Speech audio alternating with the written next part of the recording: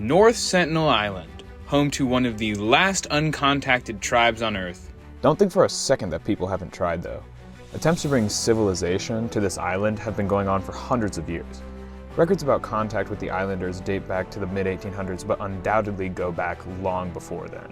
These attempts at contact almost always go poorly, and often end in violence, even if contact is made with friendly intent. In fact, after the 2004 tsunami hit the island, this picture was taken by an aid helicopter. It's of a man aiming a bow and arrow at the surveyors. He was actively refusing help. Officials made 2 visits to check from a distance and confirmed that the Sentinelese seemed healthy and were not suffering in any way. It is clear that the Sentinelese want nothing to do with the world outside of their island and are doing okay on their own. But why, you may ask?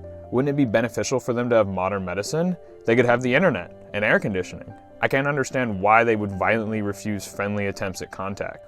Well, it seems, after all this time, they may be starting on the path to civilization themselves.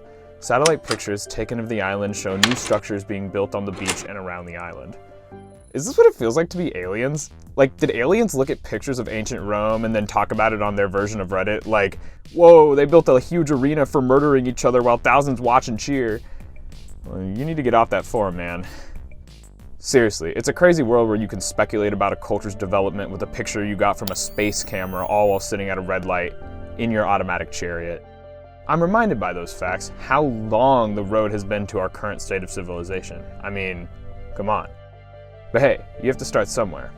So how far along are the Sentinelese? Based on the images here, we see there are new structures that have been built over the past year. Here, there's even some beachfront property. But that doesn't make sense. Judging by the past images of this area, this beach changes its shape a lot. They would know that and be unlikely to build a structure there. And now that I think about it, what caused them to suddenly start building structures in the first place? After thousands of years of rejecting the idea of civilization and violently refusing any attempts at outside contact, why would they suddenly decide now to start building houses? A common misconception about the people of North Sentinel Island is that they are a Stone Age culture, but to assume that culture doesn't change over time would be wrong.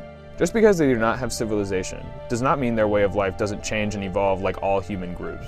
A key example of this comes from an account of a captain shipwrecked on the island in 1867. The tribespeople were perfectly naked with short hair and red painted noses. Their arrows appeared to be tipped with iron. So, they have the ability to work metal from the ships and have interacted enough with our civilization and its technology, both in the form of shipwrecks and sightings, to know we're here. They know there are levels of technology achievable beyond their own. So maybe they've been inspired by all the helicopters and boats that pass by their island all the time, and that's made them begin to strive for civilization. As exciting as that may be, it seems far more likely all this development is misinterpreted by the observing culture. Us. Researchers have studied the North Sentinelese and determined a few definitive things about their lifestyle. They have 2 different types of houses: large communal huts with several hearths for a large number of families, and more contemporary shelters with no sides, which can sometimes be seen on the beach, with space for 1 family unit. With that mindset, these pictures start to feel a little less exciting. In all honesty, it's probably a good thing for the people of North Sentinel Island to continue on without civilization. If they were to develop to a point of sufficient advancement, they would learn they don't technically own their island and would likely have to deal with that. How terrible would that be? You make all these advancements, life is improving, then all of a sudden some government shows up and tells you you don't own your ancestral home of 10,000 plus years. Imagine that's what happens to us if we ever make contact with aliens. We come to find out Earth is owned by some larger government and they're going to be annexing our world now.